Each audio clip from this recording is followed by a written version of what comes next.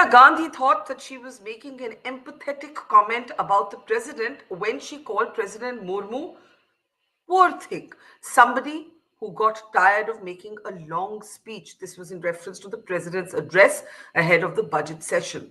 But the prime minister and the BJP have attacked what Modi has called the Shahi Parivar. They have accused the Congress and the Gandhi family of mocking the president.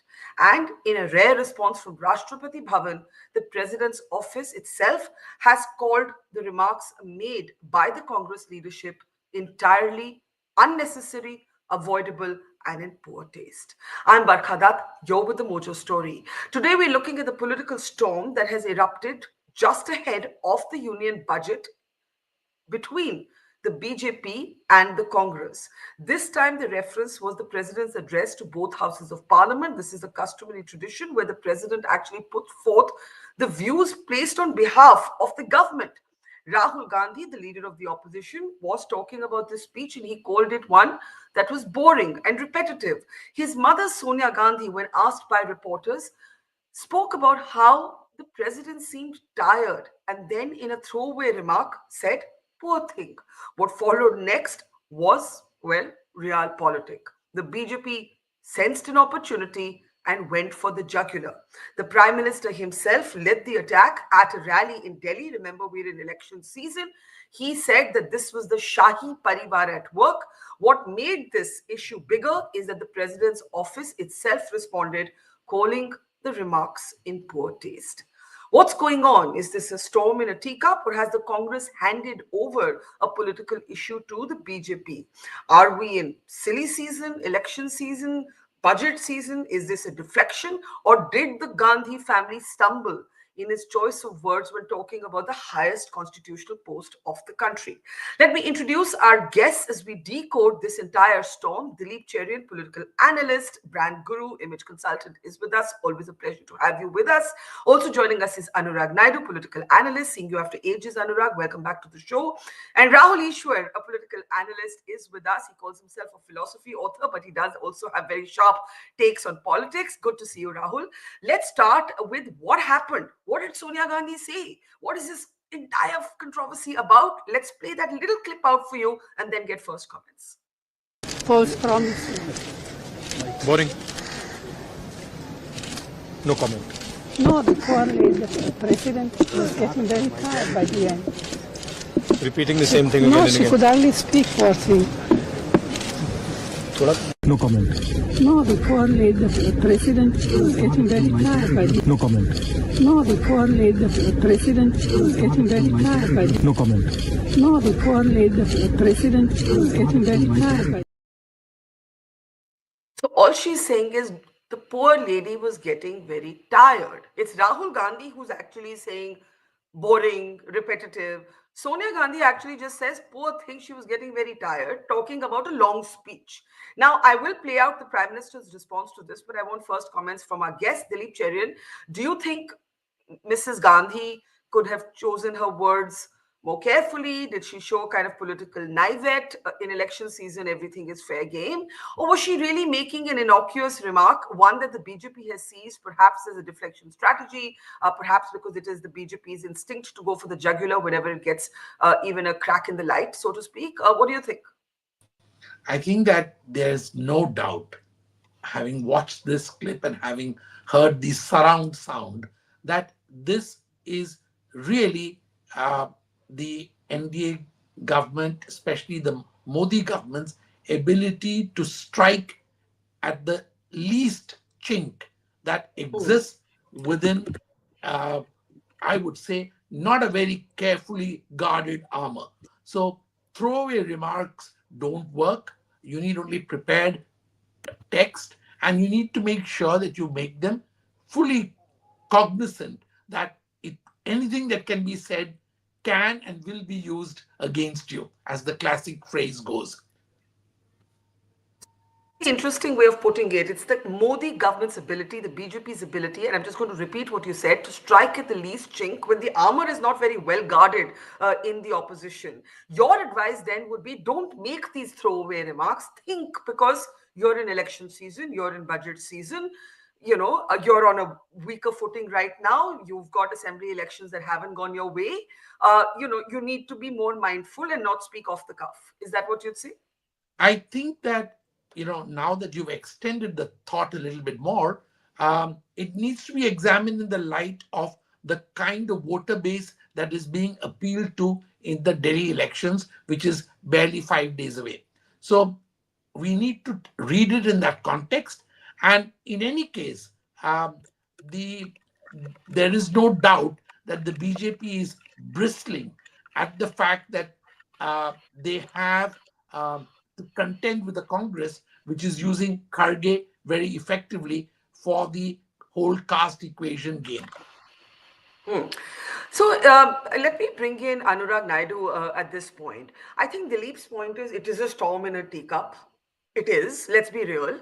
This is not the most pressing issue before our country. I'm sure Sonia Gandhi meant no actual disrespect. But politics is such, the nature of politics is such that one careless word can become next day's headline. Is that what's happened here? Mrs. Gandhi might well argue, as her daughter did, and I'll play out all those clips. And listen, my mother herself is an elderly woman. Both she and the president are of a certain age. They're much older than us. And my mother was simply showing empathy. But the prime minister is having none of it. What do you think? Yeah, Barkha, thank you for having me on the show. Barkha, what I see and what I read out from this incident is I think I would take your attention to the body language, Barkha, more than the use of word, poor lady, the body language, because, there was media around. They were looking out for a first impression of the speech, and the reaction would have been, I mean, in all the sense. So Sonia Gandhi wanted to give a remark against the entire delivery of the speech of the government. And she wanted something which, I mean, of course, she wanted to express a displeasure, disapproval, or say, the expression against the content of the speech. And she went on to say the poor lady. And the body language, and it is very easy to say, oh, Gandhi family, feudal mindset, Shahi Parivar, and we know these things. And look at the frame, Barkha, and Dilip can also connect me because he's the brand expert, right? The frame has Rahul Gandhi, Priyanka Gandhi, Sonia Gandhi, three the members of the Parivar. And then Sonia Gandhi talks more or less within the family, saying, poor lady, I think, yeah, fasa diya isko, kaise karwa diya. And this kind of this is an expression. It's not right use of word, maybe, but then it was very convenient for opposition to take and peddle a narrative out of it. And that is something they should have been very careful, particularly, separate example, if it's not just Sonia Gandhi, when you have three of them in the frame and media is everywhere, you need to be very careful. And I've seen, Barkha, very interesting fact is, and this has been an example, right? In some of the occasions in the past where Gandhi family chose to stay away from the elections, they've done reasonably good. And the elections where they've gone all out, made comments, did campaign, they've got routed out completely. I think these are times when they could have chosen to even stay silent. I mean, that was, that Dilip rightly mentioned. And in Delhi Parliament, they're looking out for, Rahul Gandhi's flying case or a nap or, something like that. So they would Yeah. have been far more careful. And the body language is very important. I think that was not very promising, I would say. Before I get Rahul to respond, Dilip, since you are the brand expert, respond to one of our viewers, Mojo member Prasad Duvuri. The remark wasn't part of a casual discussion between the Gandhis while strolling out of parliament. This was in response to waiting journalists. That's why it came across as brash and casual. Now, they're damned if they do, they're damned if they don't. If they don't speak, everybody says, oh, Sonia Gandhi never speaks. If she does speak, we say, oh, you should come with prepared text. It's a difficult media age world over. Look what's happening. We live in a Trumpian age, right? What did you make of the body language, as Anurag points out? Unless you have the brashness and consistent ability to grate that Trump has, you should stay shut even if there are 100 media people around you.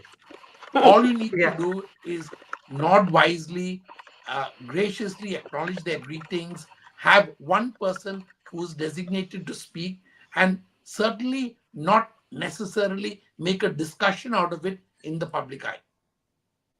Rahul, what do you? Yeah, sorry. Go ahead, Dilip. Thank you. That's it. No, Rahul, do you want to? Is anybody feeling just a little bit poor thing about Sonia Gandhi? Is anyone going to say poor thing for Sonia Gandhi without it being seen as patronizing? That she probably didn't mean any of this. She might be startled at what's happened. But I think Dilip and Anurag both make a good point. This is the troika of the Gandhis together. If we can just bring up that still picture, just again, if we can. Anurag spoke about it, right? This is the troika. This is the Gandhi family troika. And they are being asked by journalists to talk about the president's speech. They should have thought, perhaps, as Dilip says, what do you want to say? What are the 5 things that you want to say about the president's speech? No one is under any misconception that the president's speech is a speech on behalf of the Modi government. The opposition has the right to criticize it. But the opposition then, and the leader of the opposition, must come with, let's say, 5 lucid, prepared points to make. What do you think, Rahul? Barkhaji, 2 submissions. When you are bowling to a Sachin Tendulkar or a De Villiers, you either have to bowl a perfect Yorker or a perfect bouncer. See, Modi ji in his full form, we all know, beyond a prime minister, we all know he's a full-fledged politician. He can turn anything around. We might remember that chai wala remark. We might remember the other remarks that he have effectively turned. You can call it, being a full-fledged politician. You can call it a management guru. See, the point is there is a larger political community point too. And that community point being, earlier Ambedkarji's statement by Amit Shah ji was taken out of context, and the Dalit votes were affected, or so-called Dalit votes were affected because of that particular thing. Now Droupadi Murmu ji, we all know, is from Sandal community, scheduled tribe community. And right now, Rahul Gandhi, when he raises the point that she was not called for Ram Mandir inauguration, it can blunt by the fact that Sonia ma'am insulted her, or in quotes, insulted the president. So PM Modi saw an effective opportunity. He took it. You can argue whether it was a Vajpayee ji who will take it, or a Manmohan Singh ji who will take it. We definitely know they had a different temperament altogether. But Modi ji is always in a warrior mode. He's in a combative mode. And that's the Modi ji style. And Modi ji, if he's using it, we cannot blame them, because the entire opposition used Amit Shah ji's the Ambedkar fashion wala comment, took out of context and attacked him. So everything is fair in war, love, and politics is something that we have to live with. And unless you are a Trump, nobody will give you an excuse. So Trump can say anything, but unless you are a Trump, nobody will give any excuse. Is the reality of the modern day politics. I think, as Dilip Cherian said, unless you have Trump's brashness, that you say it, you don't give a damn, and then you let the chips fall where they do, keep quiet or come with prepared points. I think Rahul made a very important point about the background of the president, and the prime minister underscored that in a speech at Delhi. He presented it as a taunt by erstwhile pedigreed politicians, an old elite, against somebody who came from very, very humble backgrounds and came from Orissa, where Hindi is not her natural language. The Prime Minister actually made this comment. I'm going to play that out because I found it very interesting, because usually it's the BJP that's accused of being a Hindi walo ki party. So this comment by the Prime Minister was very interesting. Let's take a look. Draupadi Murmu ji Orissa के जंगलों में आदिवासी परिवार से निकल करके यहां पहुंची है। उनकी मातृभाषा हिंदी नहीं है, वो उड़िया भाषा में पली बड़ी है। मातृभाषा न होने के बावजूद भी उन्होंने बेहतरीन तरीके से आज संसद को प्रेरित किया, भाषण दिया। लेकिन कांग्रेस का शाही परिवार उनके अपमान पर उतर आया है। शाही परिवार के एक सदस्य ने कहा कि आदिवासी बेटी ने बोरिंग भाषण दिया। दूसरी सदस्य तो इससे भी एक कदम आगे बढ़ गई। उन्होंने राष्ट्रपति जी को पुअर थिंग कहा, गरीब कहा और चीज कहा, थकी हुई कहा। एक आदिवासी बेटी का बोलना इनको बोरिंग लगता है। Now, this is very critical. Yeah, Anurag, are you nodding your head in agreement? Are you wanting to say that's very clever, that it's being positioned as an Adivarsi versus elite elite family. That's why he uses the phrase Shahi Parivar, and he stresses the tribal Adivasi background of President Murmu. Anurag, you want to come in? That was a total kill, Barkha. I would not be wondering if the new tag for the Gandhi family would be Shahi Parivar. Now you will see the battery of BJP leaders over the next few months will start calling them Shahi Parivar, and look how it will penetrate. I mean, look at what Rahul Gandhi wants to do with his vote bank. He wants to consolidate and build his vote bank around the Dalits, the Muslims, and the Pichra Varg and everything. And then now you see. Now you're back with a brand called Shahi Parivar. And Mr. Modi also emphasized on the Barkha, see, interesting what I told you. He mentioned about the complete Parivar in the frame. Ek sadasya ne kaha boring. So the boring is also very important. Ki Rashtrapati ne jo kaha wo boring hai. So, and also, I think, Barkha, it is such a basic thing that we all, I mean, in being in media space, being active in political discussions, we know there is a strong reason why Droupadi Murmu ji has been chosen to be in the chair of the president. And there's a larger, political thing that BJP wants to establish there. Knowing that right from day one, we should be a person in active politics should be 1,000 times more careful in delivering even a word against the chair. I mean, that is fundamentally, even all of us, if you want to say something, I That think said, 10 times before. that's I agree with you. But that said, the president's address to both houses of parliament, Dilip, if you want to come in here, is traditionally the presentation of the government's agenda for that session. So it is no surprise if the opposition decides to criticize the speech, but not be offhand about the president. These are two different things. Say, okay, if Rahul Gandhi is using the word boring, he should say the government's agenda had no new ideas as presented by the president on behalf of the Modi government. Rather different from saying boring, no, repetitive, no, and then she says poor thing, no. I mean, maybe this has no impact electorally, I don't know, but it's careless communication. Barkha, you along with Anurag and Rahul will probably run me out of a job. But what you've enunciated is essentially communications 101. Don't attack the person, attack the thematic, attack the content, but attack with content and strike at content. That's what we teach all communications CEOs, CXOs, etc.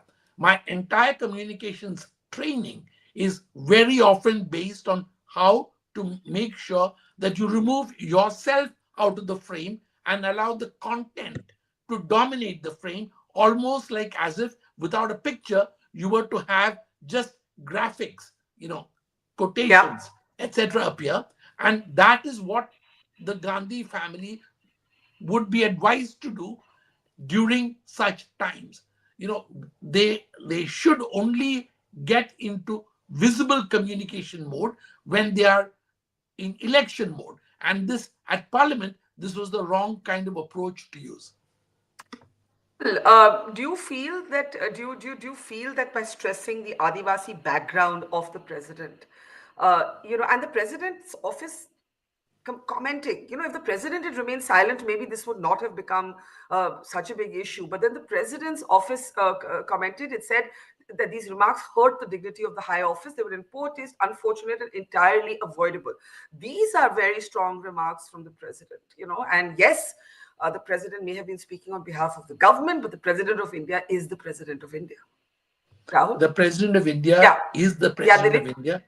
Yeah, the president of India is the president of India. And I think that a response from the president's office is normally also avoidable. But the fact that she has the freedom and chose to exercise that freedom is her right. And she has also spoken in very measured terms, which is a good thing.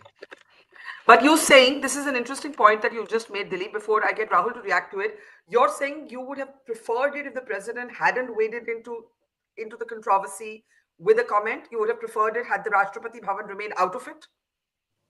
Given that tomorrow is budget day, there is no reason to have the newspapers full of discussion on this tomorrow morning, because if it is agenda setting for a certain kind of budget announcement, it would make sense. But in this case, it looks like you want to make sure that you stay in the limelight for that day. And it really is a day which belongs to the finance minister. Very interesting and new point in the conversation, Rahul. That definitely the prime minister can go for the jugular. Definitely the BJP can lead the attack, but the president's office maybe should have remained silent. She didn't, or her office didn't need to comment. That's also rare. Can we Barkha ji, move on? Yeah. Yeah, two submissions. First of all, I'm a Modi admirer, I'm a Modi fan, but I absolutely know, because I have good friends there, I know what they might be telling right now. Modi ji absolutely knows poor thing is a usage in English, but Modi ji said, garib kaha, pink kaha, cheese kaha. I mean, they will be, with due respect to all politicians, after all these TV debates will be having a good laugh that we got a good spot to attack. And let us be honest about it. It's an election season, and I really am a fond of Modi ji, who says that Tamil is older than Sanskrit, and a person who has that conviction to say that. But I am always respectful of the politician Modi ji, who unnecessarily promotes Kerala Story and the other movies. We all know that there is an angle behind it. So I keep on telling I am a fan of Modi ji, but Modi ji sometimes a part-time Gandhian. That means when he's not in election mode, he goes to the Gandhi line. When he's election mode, he goes out of the Gandhi line. That's a honest truth of Indian politics. Maybe it is a political compulsion. He wants to win. He wants to be the face. Absolutely, Sure. that's the energy he has. But president's office also, they are also sensing an opportunity. Let us be very open and honest that even president's office is a political appointment. Modi ji is sending through a larger message. For example, Atal Bihari Vajpayee, after the 2002 riots, wanted to send a larger message. That was the reason why one of the greatest president happened. Of course, he is one of the greatest Indians ever born after Mahatma Gandhi. But Vajpayee ji wanted to send a message of inclusion, that a Muslim brother from a scientific community who loves Indian culture. So these are all political appointments too. So they will sense that opportunity, and in all probability, PMO would have told them, give out a statement that will be politically beneficial. See, let us be very open and honest about these things, that it's a brownie point scoring opportunity for a politicians, and they will never miss it. That's the reason why Sonia ma'am, who is usually very careful, should be more guarded. For example, Sam Pitroja is a great technologist, but he is a person who gives a lot of full tosses. Modi ji can even hit Yorkers for a six. Please don't give full tosses to the leg side so that he can hit it out of the park. Okay, I know all of you are short on time. I'll request last comment starting with Dilip. But just before that, Priyanka Gandhi, responding to this controversy around her mother, said, my mother's also getting on in age. She's 78. She meant no disrespect. Take a look. My mother is a 78-year-old lady. She simply said that the president must have been tired reading such a long speech. Poor thing. I don't think she fully respects, in fact, she has the utmost respect for her. And I think it's very unfortunate that this kind of thing is twisted by the media. They are both respected people. They are older than us. They are a certain age now, and it's pretty clear that she means no disrespect. BJP अध्यक्ष कह रहे हैं कि माफी मांगना चाहिए BJP अरे जिस खाई में इन्होंने इस देश को डुबोया है, पहले उसके लिए माफी मांगे. जिस खाई में इन्होंने देश को डुबोया है, उसके लिए माफी मांगी. Now, Dilip, last comment starting with you. The fact is that this has been a difficult week. There has been a tragedy at the Mahakumbh. There has been a stampede. Yogi Adityanath has made a very emotional speech expressing regret, regret for the loss of lives. So did the Prime Minister. There's a budget coming up. There's a fierce debate about the state of the economy. There's a lot happening, right? In that context, when Priyanka Gandhi goes on the front foot and says there's no question of an apology, what would you be advising the Congress to just ride out the storm, wait for the headlines to change tomorrow, or just issue a statement saying, look, no disrespect was meant? I think ride out the storm, because tomorrow's headlines are going to be different. It's going to be really just tonight's program which grabs this issue by the coattails. It's worth paying attention to it because of the many nuances, but tomorrow will be another day. Anurag, you agree? Very quickly. I have an important submission there, Barkha. I will look forward to how Arvind Kejriwal will use this, because Rahul Gandhi is calling him Sheesh Mahal. So he may just well neutralize this in the next 2-3 days using Shahi Parivar to dekhe ye hai Droupadi Murmu ji hamare Rashtrapita ko ye kaha. So maybe Arvind Kejriwal will try to use it and neutralize the narrative of Sheesh Mahal and luxury chief minister. Very interesting. I would look forward to that mainly. Very interesting fault line. We have to remember it's also Delhi election. Rahul, quick closing word. Left liberals thrive on intellectualism. We right-wingers thrive on emotionalism. So it is for at least months that this emotional card will be played, that a Dalit Sandal scheduled tribe president was demeaned by Sonia Gandhi is going to be the narrative in our groups. Now I will start getting message from perhaps tonight itself that many people will be using it. But on a larger place, all politicians needs to be guarded because the others are meant to use it. That's the reason why we call them netas. Well said, and that's what Dilip said. It's been a fumble, a communication 101 fumble, because if you don't have something thought out to say and you're in the public eye, and you're not Donald Trump, don't say it. Basically that's the bottom line. Thank you so much, Dilip, Cherian, Anurag, Naidu, Rahul, Easwar. It's been a pleasure, and to our audience, thank you. See you tomorrow. Union budget is here, as Mr. Cherian said. The headlines probably will be very different tomorrow, but I think it's an interesting point also. Will Arvind Kejriwal pick up this issue, and whose side will he bat on? Take care. See you tomorrow. It's great to see you here. Thank you for watching our work. If you haven't subscribed yet, don't forget to click the bell icon and subscribe to Mojo Story and support independent, robust journalism.